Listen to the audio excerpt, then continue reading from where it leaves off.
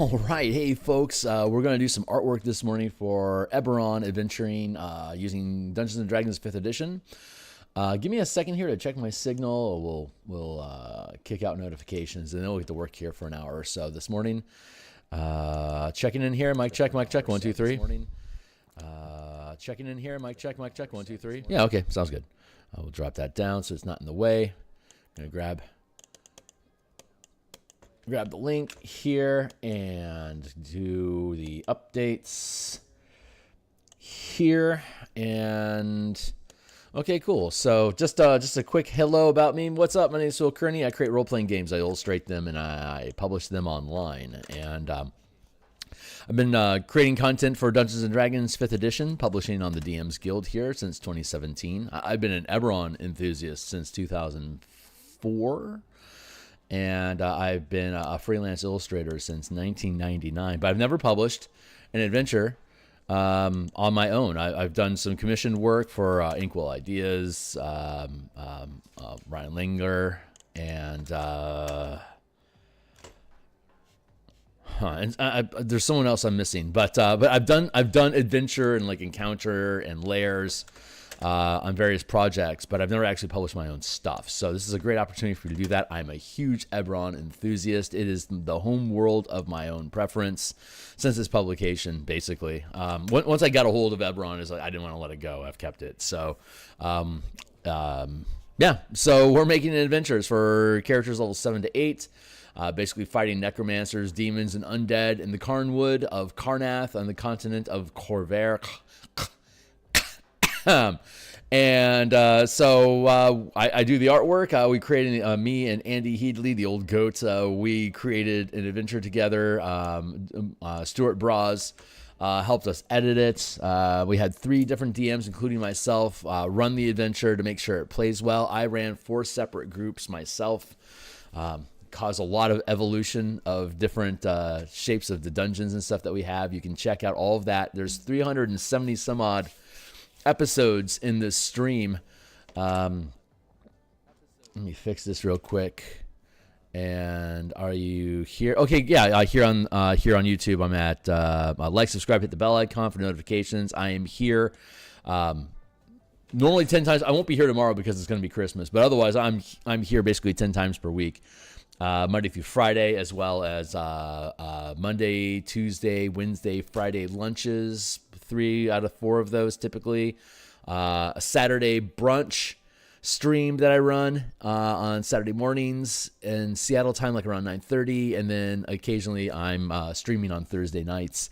So yeah, check out the stuff that I'm doing. Here's a bunch of free books. Here's the full playlist.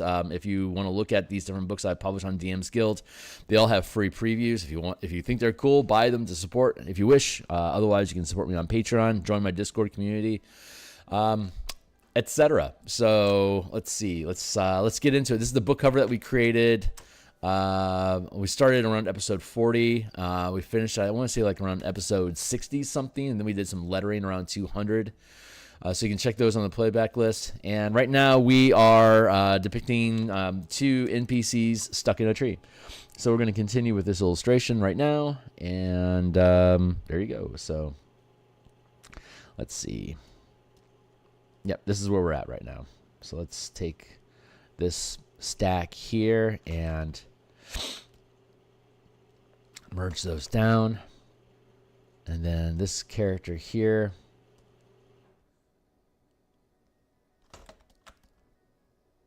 Merge all that down. Now we can start cleaning that up. I'm going to drop the visibility of the tree down. So once we get the line art completed, we'll start layering in. We'll block in colors, cell shading, comic book style, and then we'll render details. And since this page is a 16 by 9 format, so it fits really easily on your cell phone, vertically, horizontally, as well as like a tablet and a modern day monitor, all on the 16 by 9 format. So you can easily incorporate this into your digital device. And when you look at a single column, each of these columns is 16 by 9 as well. So if you turn your device vertically, it'll show you one column at a time. So the formatting is pretty good. I'm really liking it. It's allowing me to basically frame the entire adventure one column at a time. So pretty much throughout the entire document, I'm still working on the layouts to get it all formatting properly, because it's a hell of a challenge. It takes time.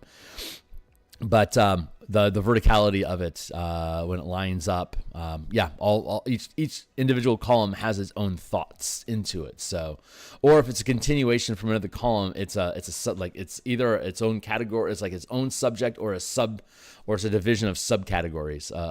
But they're all complete thoughts on their own. So anyway, I'm rambling. I'm going to stop rambling now and just get back to work. So it's I'm starting later in the day than I normally would like to. I mean, I typically start like around 6:30, and it's 6:45, so I'm not too far off. But I have a day job, so I have to log out at 8 a.m. here in Seattle every day, which is a little bit more than an hour away from now.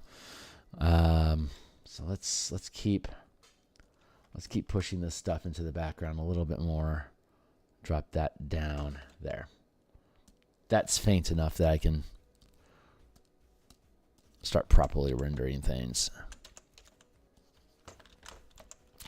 We had another playtest last night for the martial power system. Again, we have a mega dungeon that we're rolling in the mountains. We're at 3rd level right now. They need 6,400 experience. They need 6,400 gold between the 4 characters to Beckme style have enough experience points and treasure to level up to level the 4th level, and they're at about 2,600 gold right now that they've amassed. I won't give away any hints because I know sometimes they watch the channel, but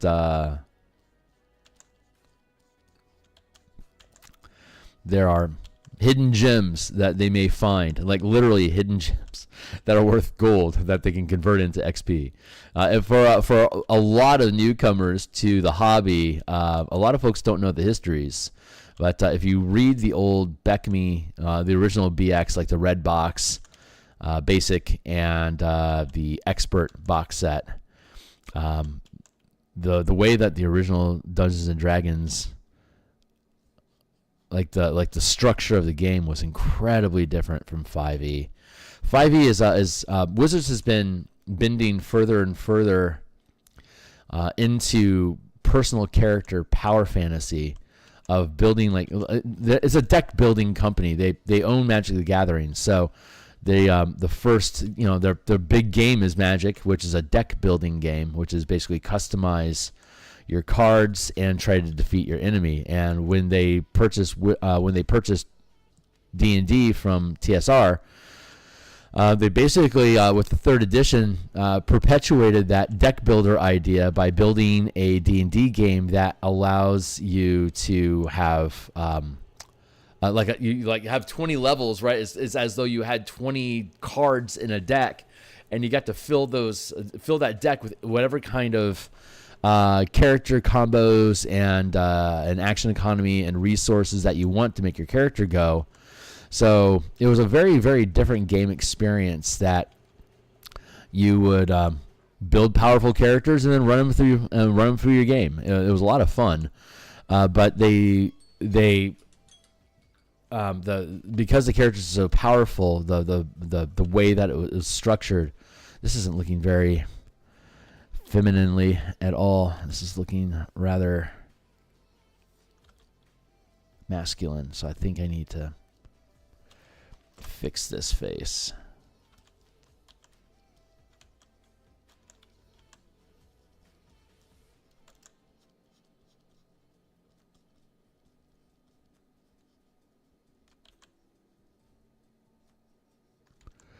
Its head was too broad. If your forehead is too broad, it's difficult to appear feminine.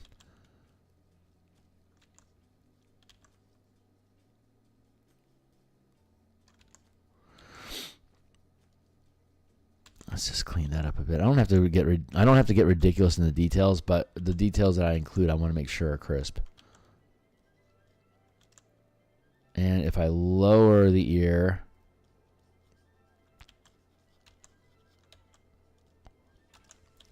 it changes the perspective.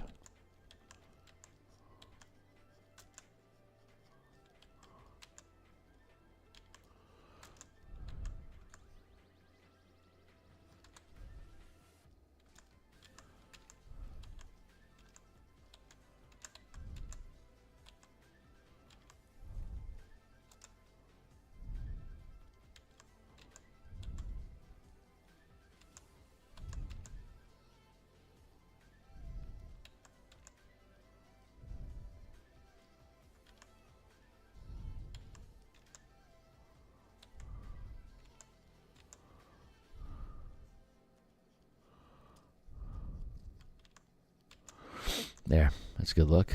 In this scene, the page is talking about characters stuck in NPCs stuck in a tree, and one of the branches snapping off. So the third guy is already dropped out of view into the awaiting teeth of undead. So these guys are the encounter is called stuck in a tree, because these characters they're stuck in a tree.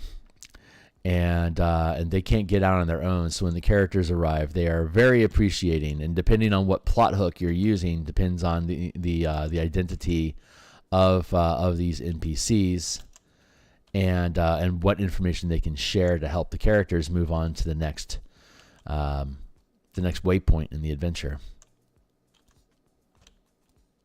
There we go. Now I'm starting to get the look that I wanted out of here.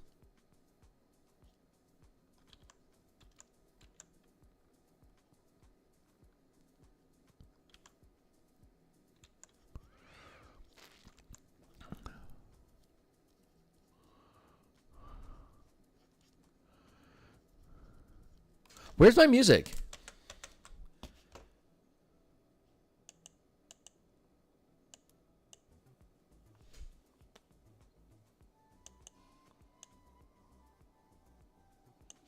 All right, I can hear it distantly in there.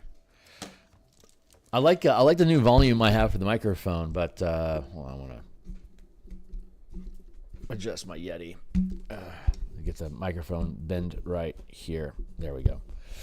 I've got it setting on my chest, like right here is where the microphone's at. When I lean in, it hits my voice box. So I think I'm getting better resonance out of my microphone as a result of that.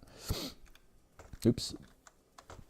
I'm on the wrong screen. Let's fix your face. There you go, Kearney.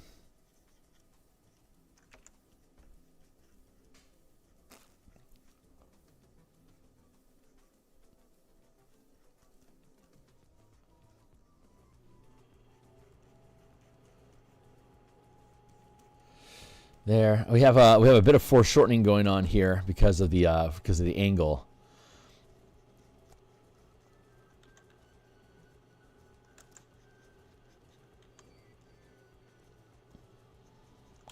Generally depict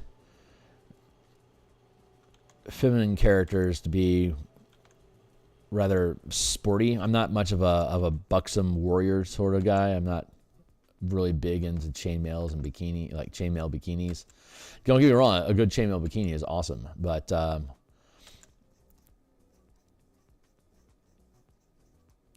tend to try to defer to the practical.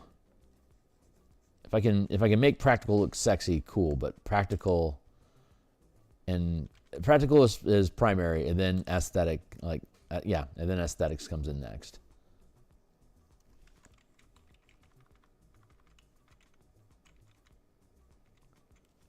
I need to shorten that neck.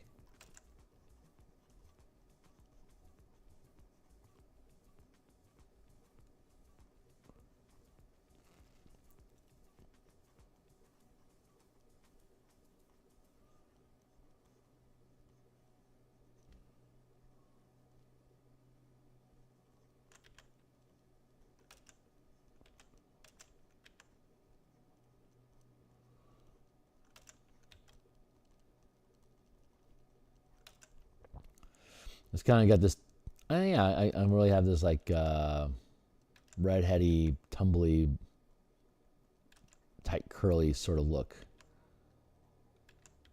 Like that.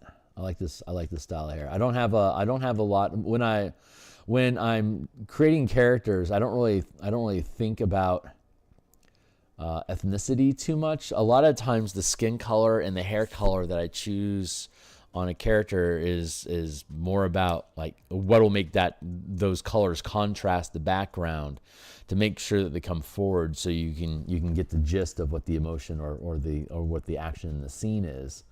And so if unless I'm creating a specific character that has a particular identity already defined that needs to be sustained, I have a lot of freedom to just choose whatever appearance looks best for the actual composition.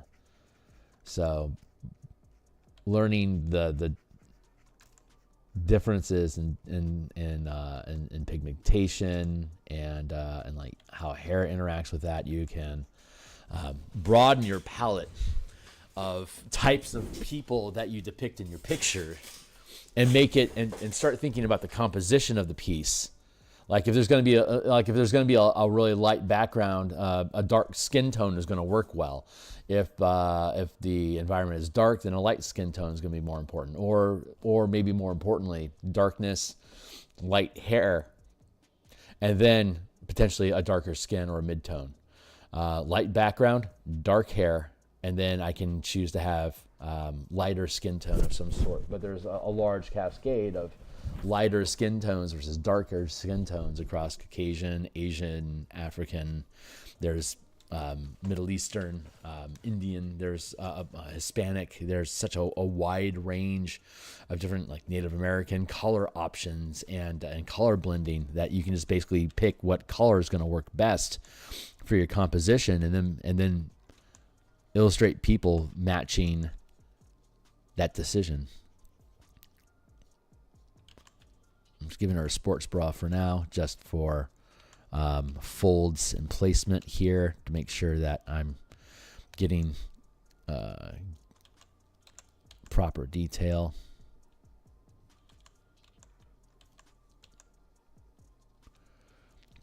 The more I can resolve the line art, the stronger the line art is, the easier it is to color, because all the decisions are being made for me.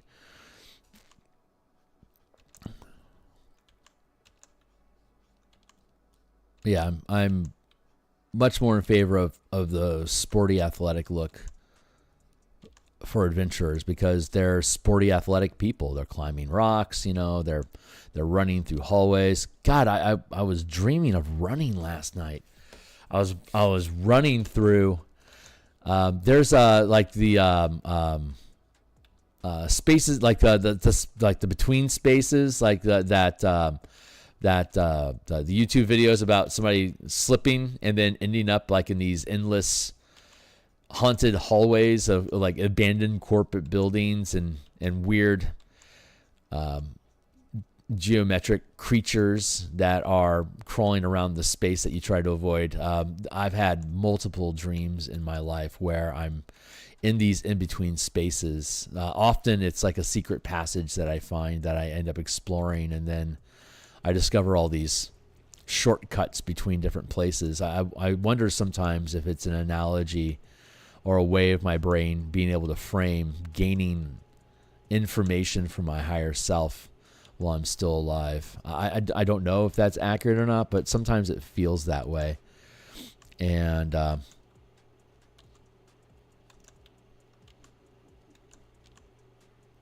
just need to if I can sharpen up that chin line.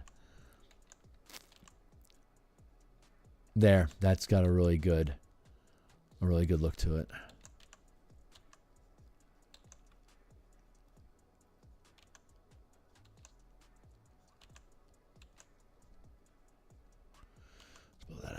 Yeah, so I occasionally end up in these dreams where I'm exploring, and it's weird because it'll be consistent. I'll have a dream, and then years later I'll have another dream, and then I'll go through. I'll take a turn, and then I'll be in a block of dungeon that I've been in years past.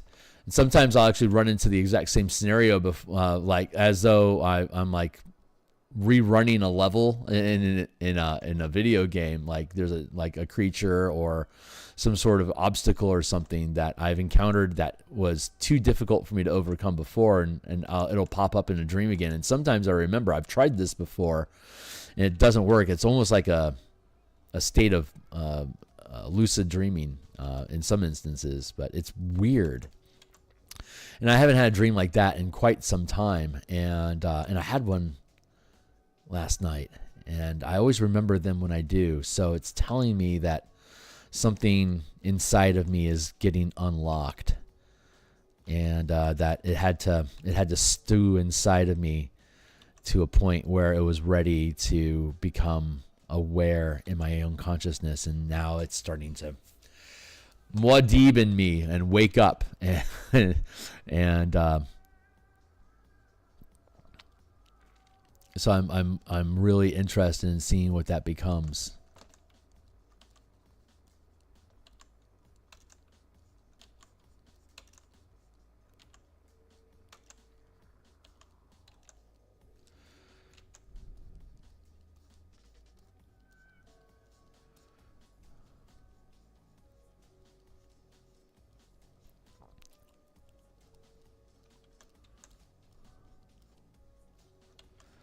There we go.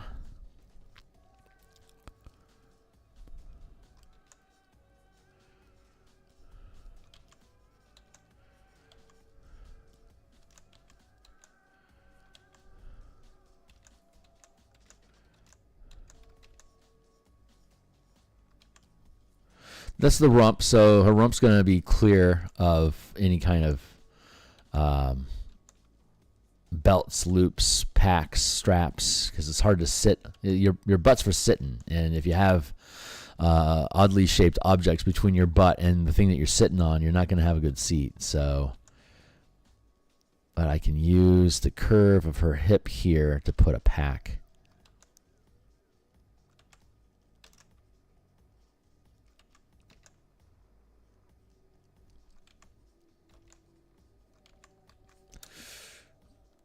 For example, all characters can be either agents of the 12 or the Church of the Silver Flame. Everyone disguises themselves as visiting villagers looking for a home while having reasons not to share their true identities. The characters may work together until they reach Act 3, Eye of Avar. Over here we go, up a tree, the 12. So the 12 is an assassination plot hook where you're trying to go in and replace the necromancers with new spellcasters that have different goals. The Emerald Claw is currently running this ritual to permanentize a manifest zone, but they were funded by the 12, a secret organization of archmages that pull the strings in the background to gain economic and personal power. Basically, magical oligarchs, if you would. And let's add that back in. That doesn't do anything. There, that feels really good.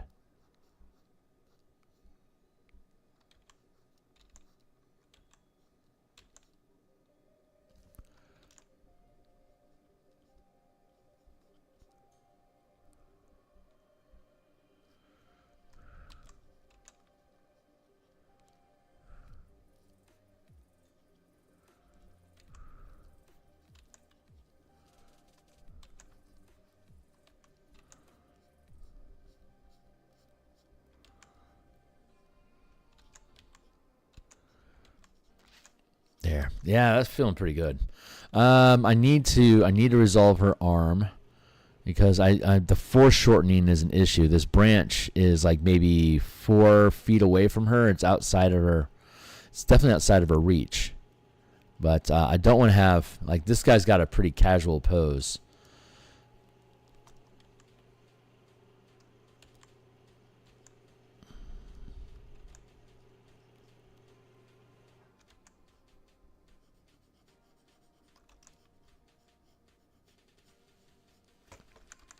No, that's not right.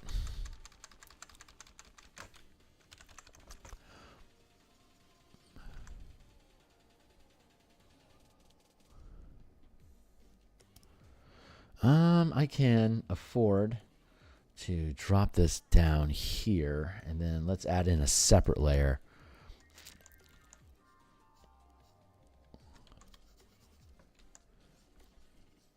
Balls and sticks here, folks. I can radically foreshorten this.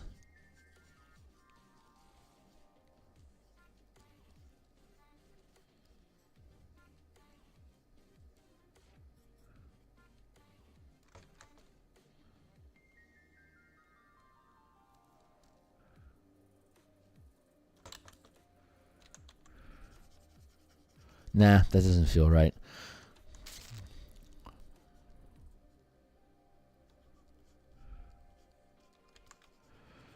That feels pretty good, having her arm down the side.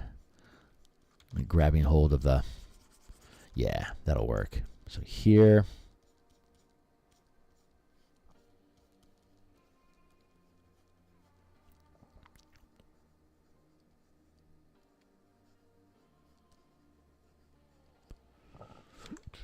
Too long.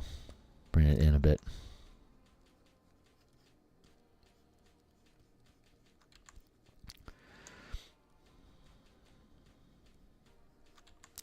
Gotta be careful about making the arm too meaty, otherwise she takes on too much of a masculine appearance again.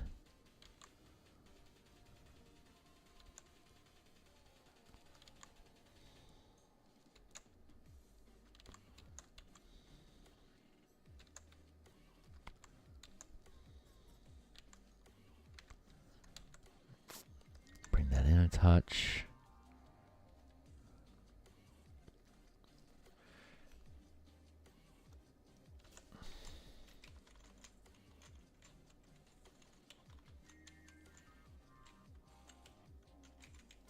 So here's her ribs. So this is where the elbow should be at here. And then here's her hip. So this is where her wrist should be.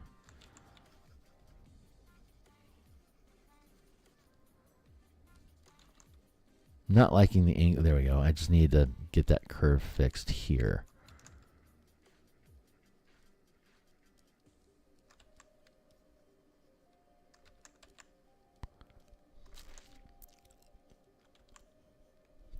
Like that.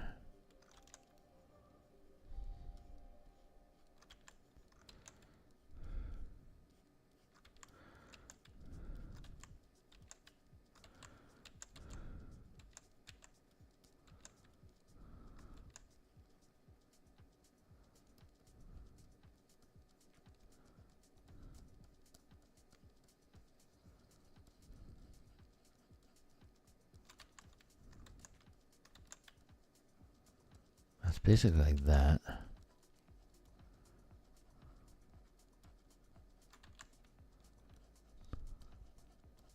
Yeah, ass is fine. That's all working out. So this is all good. The anatomy is fine. The angle is good.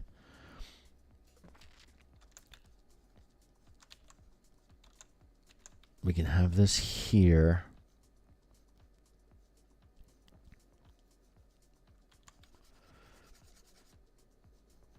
These when the team finds these characters, they've been in the tree all night, and the guy that fell, he just fell asleep, and the branch broke, and he didn't have a chance. By the time he hit the ground, he was awake, and he was already just being chewed on. So they just flat out just lost a friend right off the bat. Literally nothing they can do about it. So when the characters come by, they are kind of desperate. Depending on which plot hook you're using is going to determine who's in that tree, and they're going to have a different disposition, and they might have more than one problem on their mind. Like we need these people, like we need these characters' help, but we can't afford to give away our identity of who we are. Like there could be Church of the Silver Flame, which are like absolutely that is almost a declaration of war to have Silver Flame from Thrain inside of Karnath right after, so soon after the last war ended. It could be considered, what's the word I'm looking for? It's, I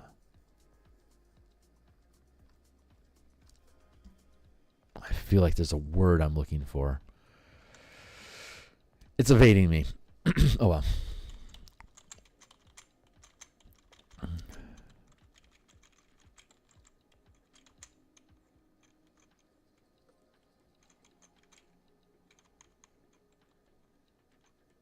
Oh, that feels good. I like that. I like that placement. That's good.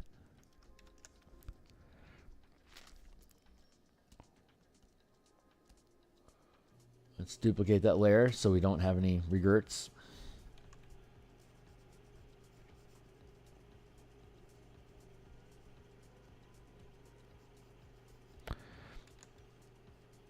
Let's erase that into frame. Let's bring this one back up. There, that merges really, really well. And I don't have to worry about a lot of foreshortening on this side.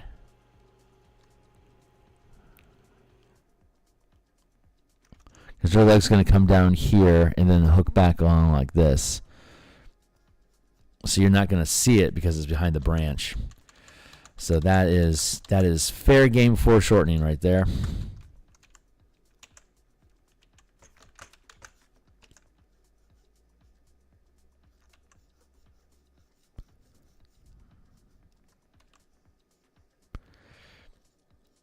Stitch that up like that. Curve that knee in.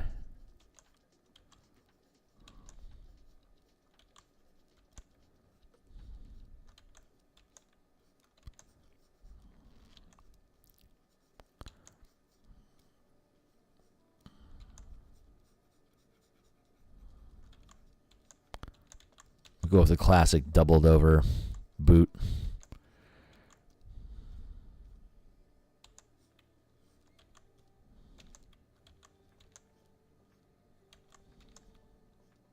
There we go. How are we doing on time? 7:20. Okay. Still got 40 minutes. We're doing good. We're doing good.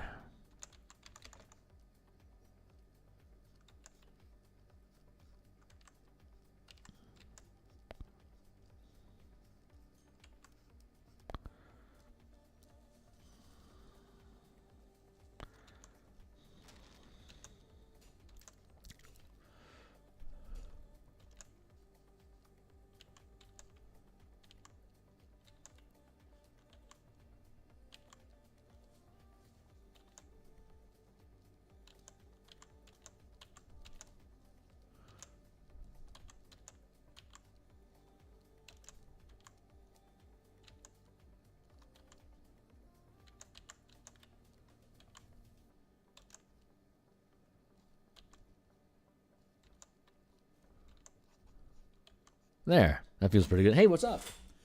Demo. Hey, again. Hey, what up? Hope you and your loved ones. Oh, thank you. That's very sweet. You as well.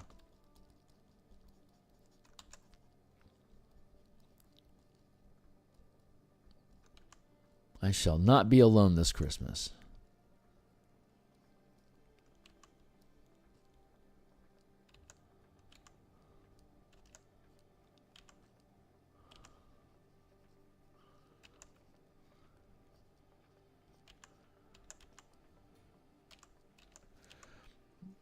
There, I'm just nitpicking now.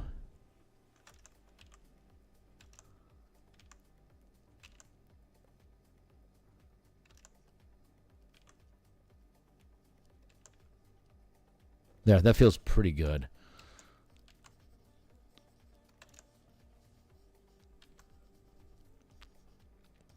Yeah, I think I want to take that away. I want to go for a more hard boot style.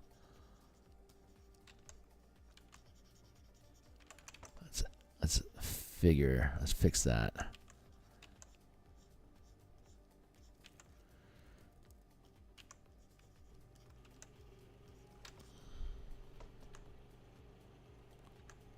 Yeah, it feels off now.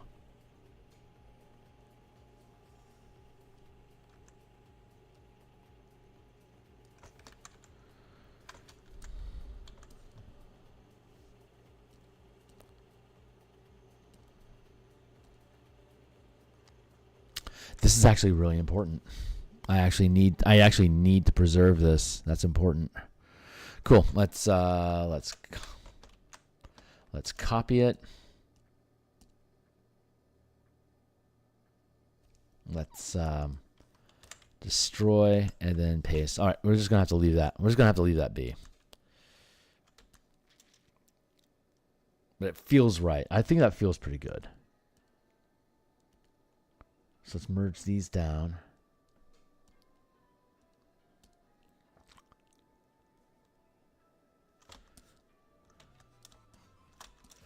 It's not finished, right? But it's on the right path to being finished. So this is like second stage where we're getting details in, like proportions, right? And now we'll be able to go over it again and do the cleanup art. Like this is just loose pose, and then we go through and we refine it so it's got better anatomy. And then from there, we do final render.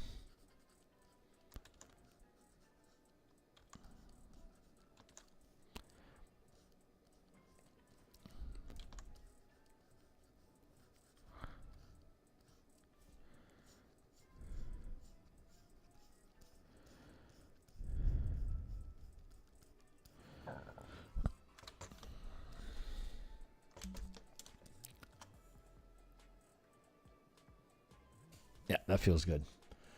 And now we'll go here and drop him down. I suspect we'll get these renderings. Well, we'll at least get this second phase done. We still got a half hour. Yeah, I should get this guy taken care of. Let's drop this down a little bit further. It's yeah, especially when you're using odd angles, it gets really tricky. But it's satisfying to resolve. Luckily, I have enough of a visual library to be able to pull poses off like this, for the most part. Enough for just a little sketch. I mean, this is pretty small. This is a 5-inch wide space and this space here is literally 5 inches and this is 10. So 5 by 10 or.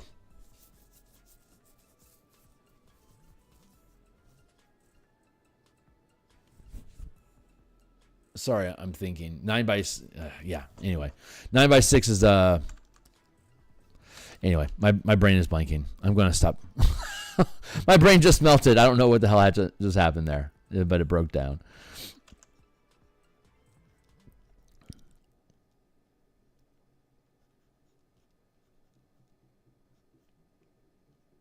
That's what I was trying to say. Because it's actually not that. I don't need to worry about too much intense detail because the actual space that occupies on the page is pretty small.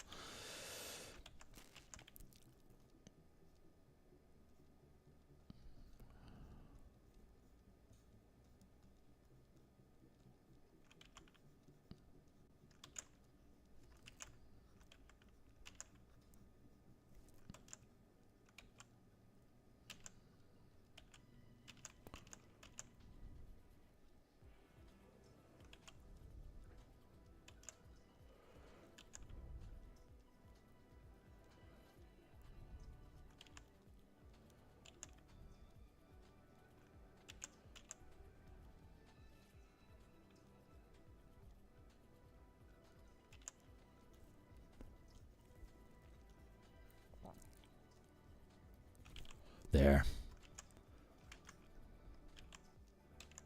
I'm going to drop this down a little bit more. Just get it out of the way. There. I remember you mentioned previously that it was scaled for phones and tablets to read easier. Are you finding that restriction makes it easier or harder to come up with the ideas? Okay, so the adventure was formatted in a Google Doc that was a single column down the page. So 16 by 9 is the ratio. Thank you. 16 inches wide, 9 inches tall. That's the ratio that we have for this actual page. And then when you put it vertically, each of these individual columns is 16 by 9 or 10 by, it's like 10 by 5. It's roughly the same, but if you get rid of the margins that we have here, if you skip the margins, then it sits proper. So there's a little bit of zoom. But yeah, it does. It fits great. So horizontally, the full page fits on the tablet, fits on the phone, and then when you turn it horizontally, it's just a single column. So that works great But the restrictions that I have is that the way that I generally build books, and this is pretty consistent across all of them. You can grab any of them from the description down below and see it. All my books have, like, they complete their thought on the page that they're written.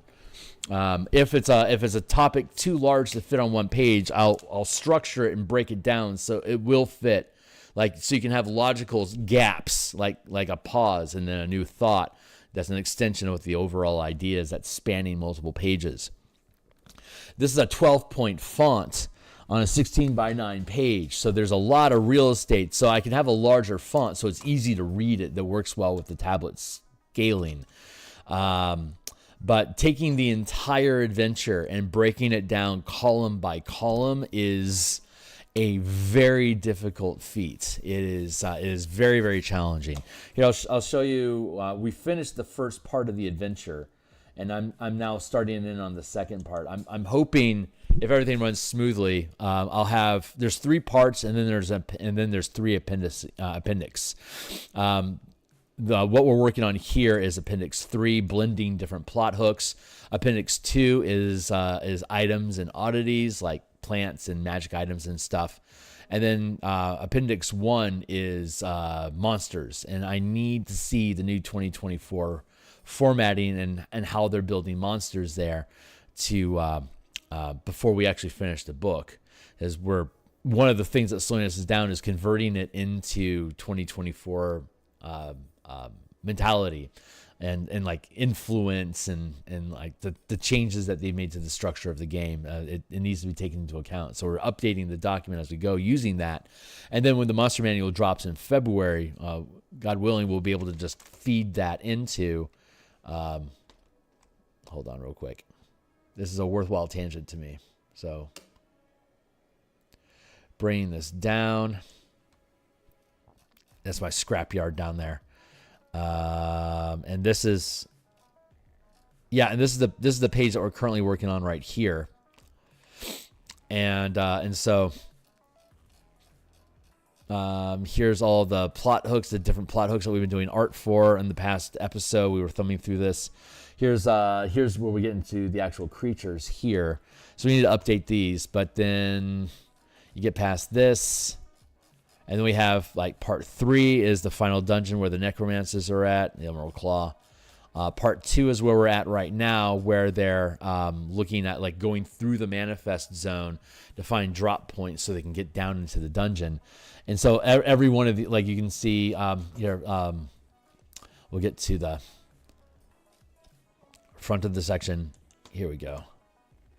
Here, this is the most recent page that I finished, the intro into part 2, where it talks about the manifest zone, and then there's the Forgotten Cemetery, the Flooded Fortress, and the Gatehouse. So when I extract this page and drop it into Photoshop, I'll be building a small map showing how these 3 locations are in relation to each other inside the manifest zone, and probably like create like a little vignette image of the Gatehouse here, a vignette image of the cemetery here, and then a little vignette image of the Flooded Fortress here, and then have the actual because it's shaped like a triangle.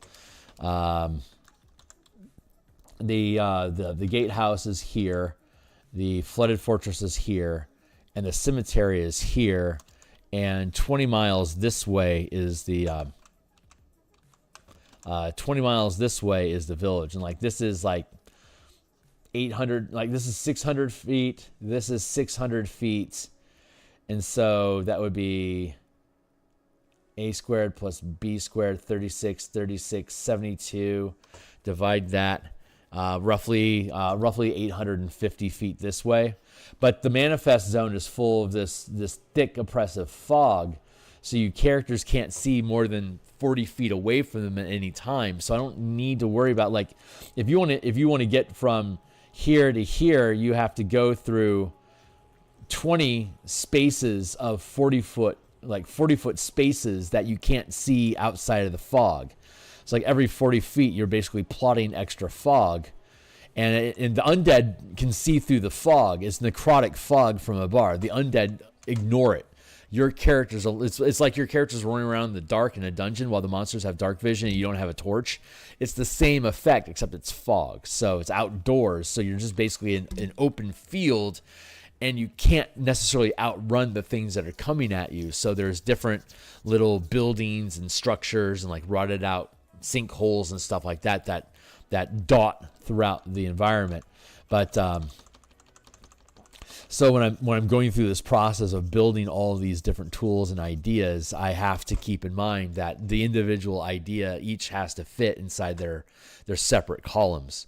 So yeah, that's and then so we have the actual manifest zone. I need to flesh out from all the stuff that's down in here how to properly reword this stuff. So like we have the weather, visibility, conditions and hazards, resting, proceeding to part 3, and then we feed in the random encounters, the prepared encounters, and the optional encounters.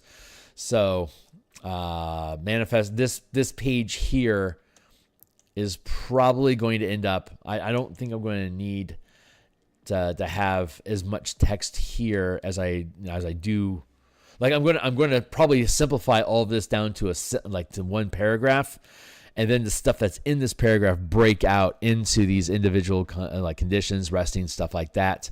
And then once we have like how the environment of the manifest zone works, then we can start dropping all of the individual wandering encounters and optional encounters into it, which are you can see here they're starting to be broken up, like encounter with the red wolves here, and then we're just basically structuring the information column by column.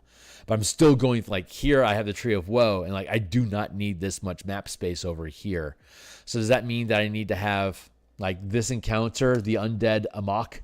Do I need to actually have undead over here and then the Tree of Woe here and then the map for the Tree of Woe over here, and free up some space here so a column opens up so I can shift the Red Wolf Patrol information around differently? Like these are the things I have to balance, and it honestly, if I can get a page done a day, I'm pretty lucky. So it's a fucking slow, grueling process that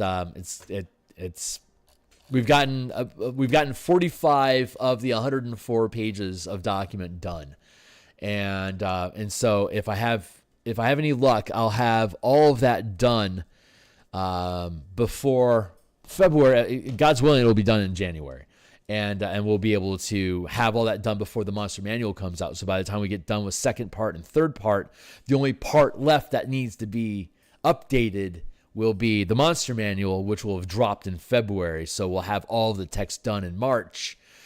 And meanwhile, we're still doing artwork and stuff and feeding it in. So it's taking me long. Of course, it's taking longer to complete than I wanted to, because it's my project. All my projects take longer than I want to complete. But it's on its way. So yeah, it's a big challenge. Roundabout answer, yeah, I'm finding this format to be very, very challenging. It's when I'm just building character options or like magic items, subclasses. Normally those are just lists of things in alphabetical order, and you just fill the pages as you go and you're good to go. It doesn't really matter that much. But adventures are far more complicated, because you're not only providing technical information, but you're also providing narrative beats.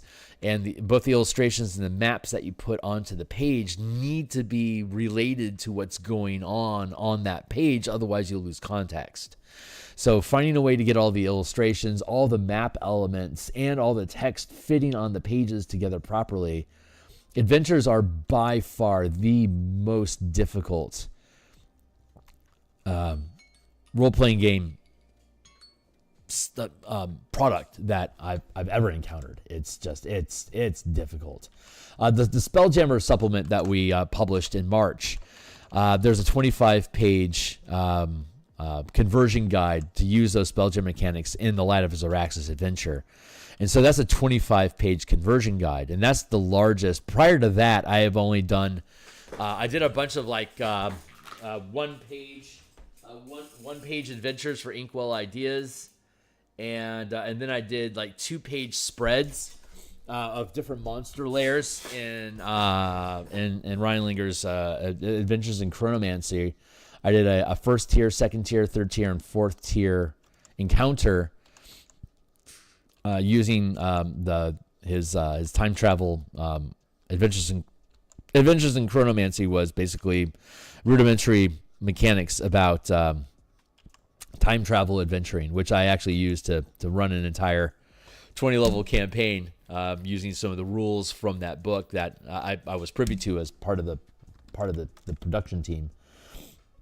But other than those things, I haven't done any actual, like I've never had other than the 2-page spreads that I did for the layers that I created for that book. I haven't had to really worry about fitting art and text together, because like the index cards has a front and a back, a map on one side and then bullet points on the back side. And so I did like maybe 120 bullet point encounter adventure ideas. Like Inkwell Ideas is known for creating these deck of card supplements, like encounter cards or creature cards, or it's basically a plain deck of cards that you just flip through and you just pull one. It's like, oh, here's our adventure for the day. Let's go.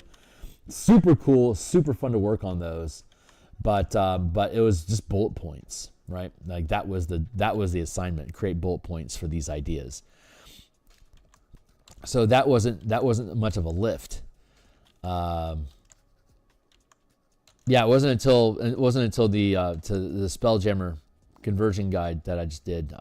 Have I ever done any like multiple pages of adventure that required having text and images align with each other? And that was a grueling process. I did all of that on stream. You can check out the Spelljammer stream of me basically fighting through that process and doing all the illustrations and stuff for it. Kind of like what we're doing with here. And that ended up turning out really well. So that if I hadn't done that first, I don't know if I would have had, like I had to have done that first, because now I had the experience to be able to attempt a project like this. And I will have to be very mindful of additional adventures using the 5e formatting in the future, because 5e is a much more restrictive, structured system than a lot of other RPGs can be. So it's this might not be the most. I mean, it's only my second adventure thing that I've done, so it's not going to be. It's nothing compared to what I'll be able to do like in 6 years. But I got to start somewhere, and so far I'm really pleased with the results that we're seeing here. Get this out of the way, and then bring this in. I'm losing the language, so I need to stay here.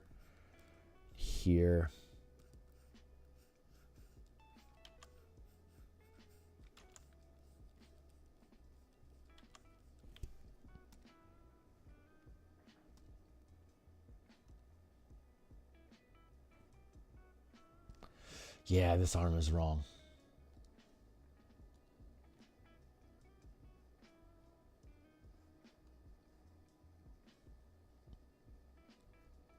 I gotta get, yeah.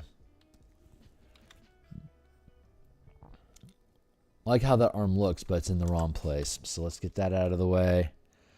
Let's bring this in. Let's push this back up here.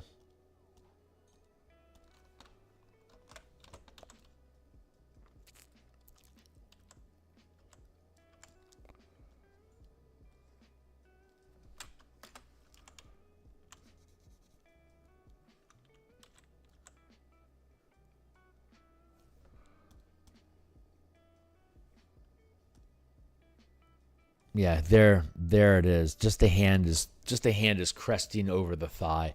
So, always been interested in making an adventure based off the Eberron campaign I'm currently running. It's a story based around Lady Ilmero capturing dragon-marked houses for a ritual. Hey, right on. Neat. So it's like NPCs know that they're being hunted, and it's like, you're next. So like they hire the team to protect them, or there's been kidnappings and you have to you go through the mystery of finding who took them. There's a lot of potential there. A lot of fun potential there. Yeah, I can afford to get rid of that. Let's merge that down. Clean that up. I mean, it could be that I'm making the whole process a lot more complicated than it needs to be, but I'm also intentionally adding in a lot of content that could be skipped if you wanted to, or add like I want it to be modular and adaptive. So there's very few, like, other than like rooms and dungeons, there's very few prepared encounters. Like, a lot of it's just optional or wandering encounters that you can add or remove as you need. The intent was for professional DMs that want to have something that they can run that's got some firepower behind it and is in the Eberron setting, that this would be a fair choice to begin with. Like, if you're running games and your clients want to play, I just locked up, so I have to hit save real quick. Yep, it just crashed. Saw that coming. Okay, well, God's willing, we'll have the restoration. Well, hello?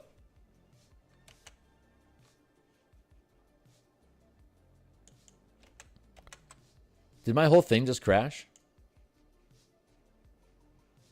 Mic check, mic check. Mic check, mic. Okay. Visibility is there. It looks like my cam crashed. You can see, okay, so it's just my camera froze. Is that it? Let's see.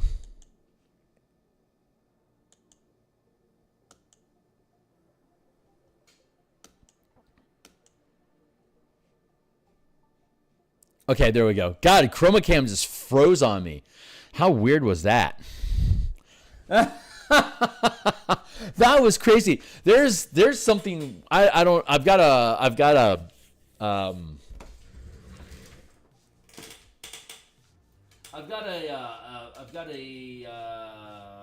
Asus 760 graphics card. Sorry, 960. Asus 960, 9600 graphics card. It's a couple years old at this point, but I'm wondering if it's not starting to break down.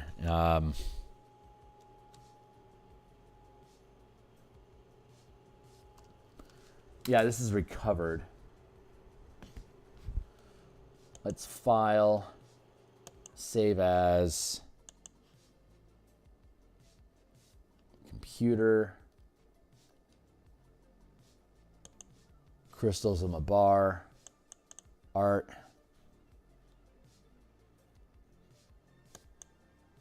production,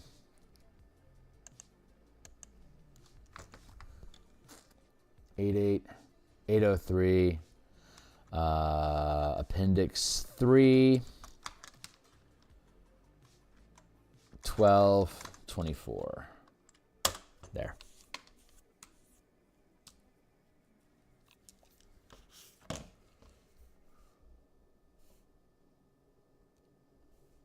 File, open.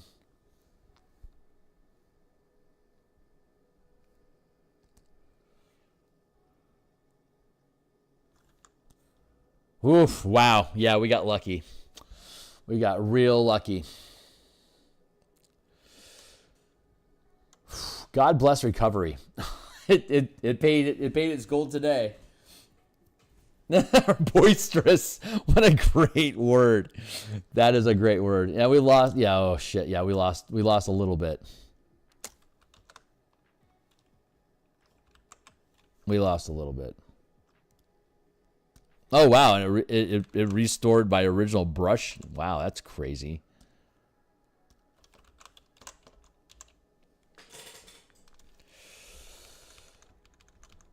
All right. Nothing too much to lament.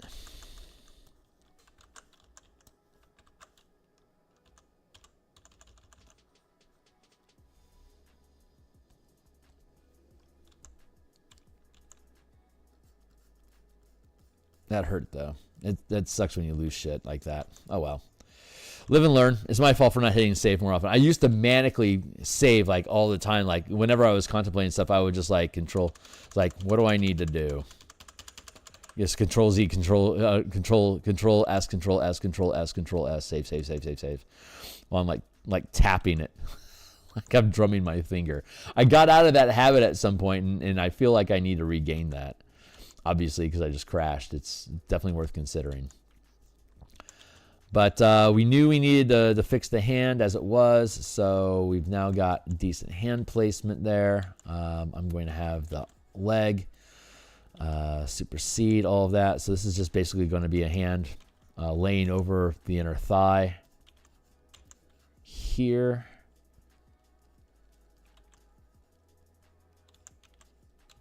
Like that.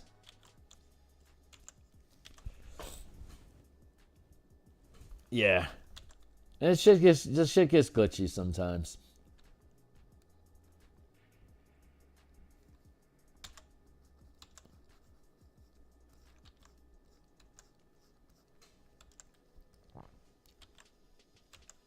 But yeah, I really dove off the deep end with this adventure. Like it's very modular. It's intended for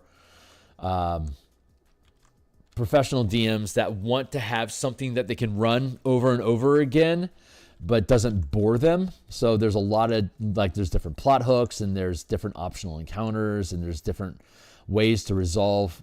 Like we intentionally built in different gears, like combat versus exploration, like sneaking around and discovering stuff versus social interaction. We intentionally wanted to have a lot of different options to be able to move between those different pillars of adventure, depending on what your pacing might be at the time. So it's something that a paid DM could value in like real like some DMs like go deep in on Curse of Strahd and know like a shitload of different supplemental material and optional encounters and different plot lines to follow. That was sort of the mentality for this, because there isn't anything like that for Eberron. So there is no Curse of Strahd for Eberron.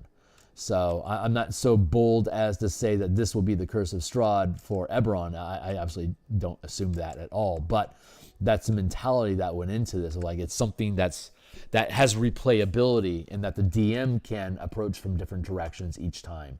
So for the DM, it feels fresh, and can explore and can afford to experiment with it. And there's 6 different plot hooks that can be used as points of entry with their own, with their own rewards and challenges and stuff associated with them. So I honestly, I knew when I started creating this 2 years ago that there was a hunger among paid DMs to have more usable Eberron content, because there was interest in Eberron in general. But it's been a couple years, so I don't know if this is something that's going to serve that market at this point or not, or if they haven't found another solution that works already. But that's the idea, that it's modular, it's got replayability, it has value, it's something that a paid DM can learn to like really lean into. Anyway, I'm rambling at this point.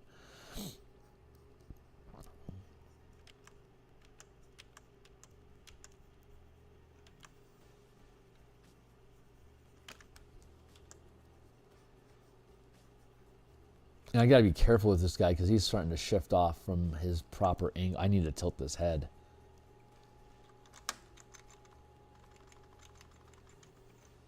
And I have to bring it in so that it's proper foreshortening. There.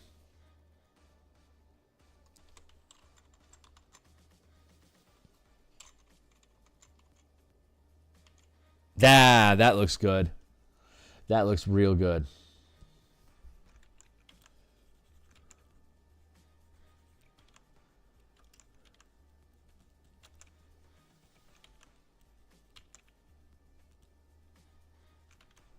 There.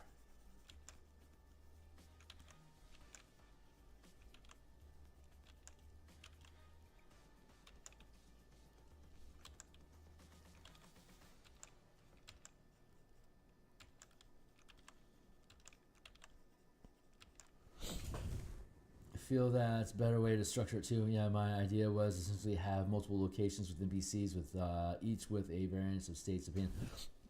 Absolutely, absolutely yes. Because if it's a mystery investigation, then you need to have multiple points of.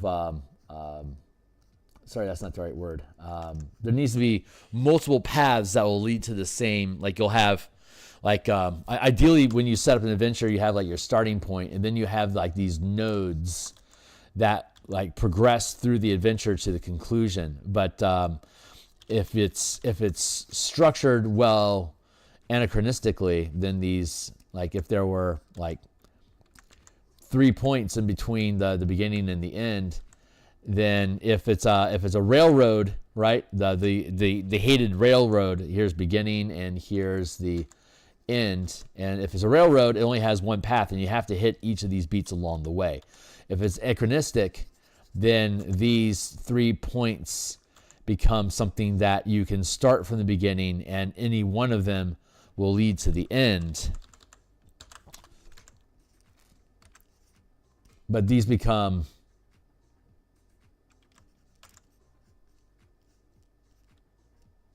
things that can be dodged around and fed together in any sequence. So, and then at the end of all of that, then you get out to the end. By the time you have X, Y, and Z assembled, then you have all the components that you need to move to the end. So if you're building a mystery correctly, then there is no specific order that these different points need to be hit.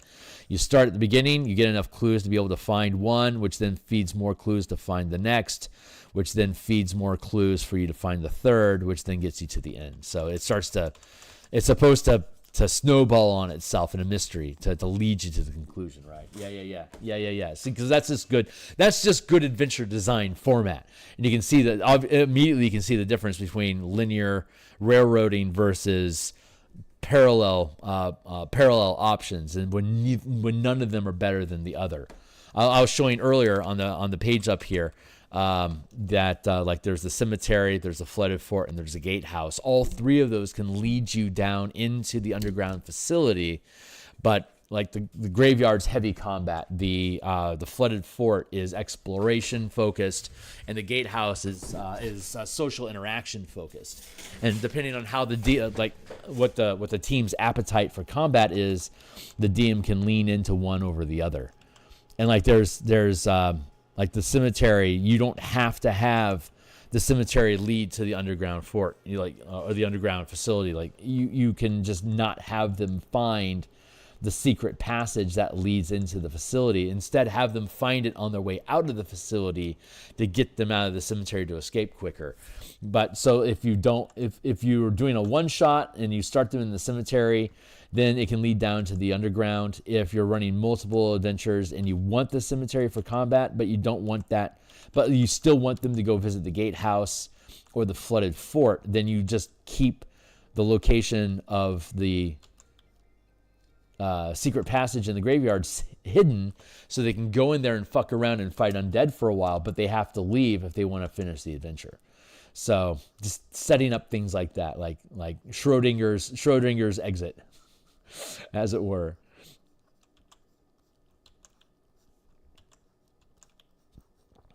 And this anatomy is slowly shaping up.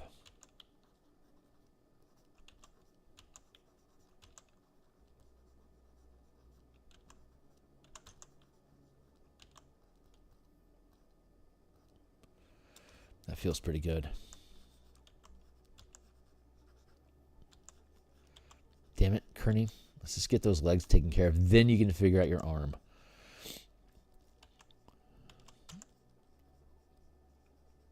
There's the leg.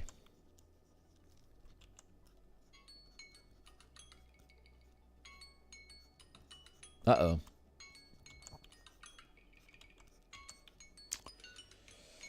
All right, it's 7:56. It's time for me to go to work. All right, I'm gonna have to leave it here for now. We didn't quite get as far along as I wanted, but I'm really liking how this is looking. This is going to turn out to be a pretty good piece. Ultimately, I'm going to have to put the pedal to the metal to get all this shit finished at some point, but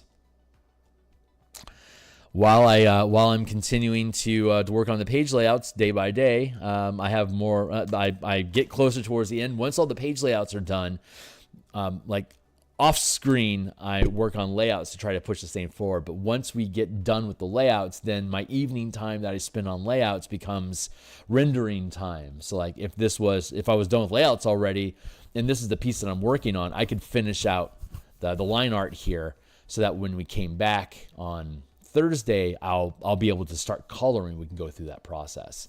I might have that opportunity, but again, if I get too much into the artwork, I can't get my page layouts done.